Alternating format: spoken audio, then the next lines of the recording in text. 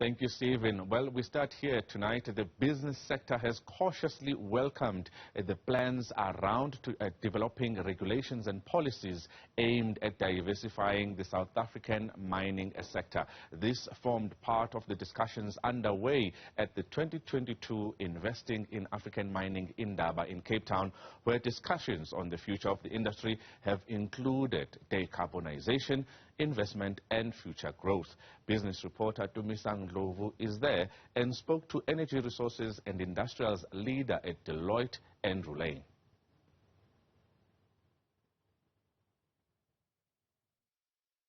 In Cape Town, much of the conversations have been around how South Africa gets to a just energy transition, but at the same time, the current framework that is seemingly not existent. But there are other conversations that take place with regards to ensuring that the future of mining in Africa continues to be a progressive one.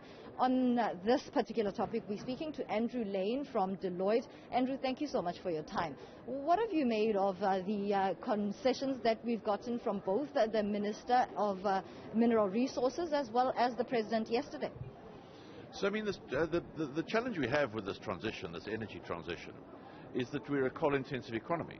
You know, so we do have a large installed base of coal-fired power stations, and we have a coal mining industry which employs a lot of people.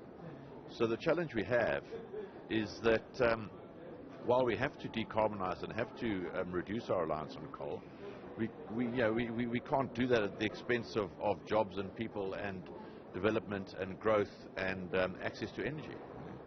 And of course, all those elements speak to how we get to economic growth as well as diversifying South Africa's mining offering. In terms of how we are doing that at this pace, because both the President and Minister Mantashe indicated that this is not going to be a speedy process. As a developing country, we need time to get to that realization. Well, I mean, yes, but I think it's a question of getting to the right pace.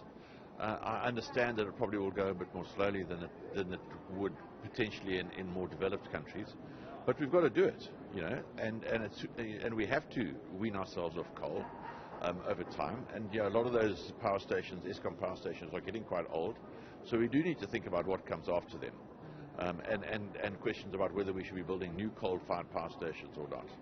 Lastly, Deloitte's role at this particular mining indaba, it's been 2 years due to COVID-19. How would you sum up the deliberations that have been had? I think it's been productive. I think everyone's quite pleased to be back in person. I'm finding people actually quite enjoying connecting again after 2 years. Thank you so much for your time. That is Deloitte's Andrew Lane talking to us on day 3 of the 2022 Mining Indaba. Of course, deliberations continue, and we expect to get far more reaction around the future of mining on the African continent. For Newzroom Afrika on Channel 405, I'm Tumisang Ndlovu in Cape Town.